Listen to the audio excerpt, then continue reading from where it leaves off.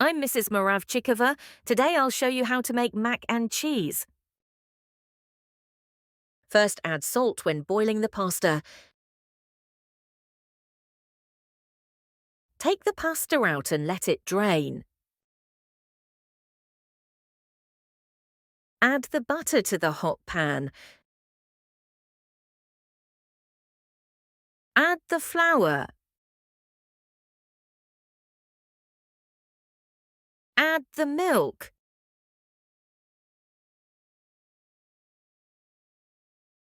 Add the garlic powder. Add the paprika. Add mozzarella cheese. Add cheddar cheese. Add the pepper. Then add the pasta to the sauce and mix well. Serve the mac and cheese on a plate and enjoy.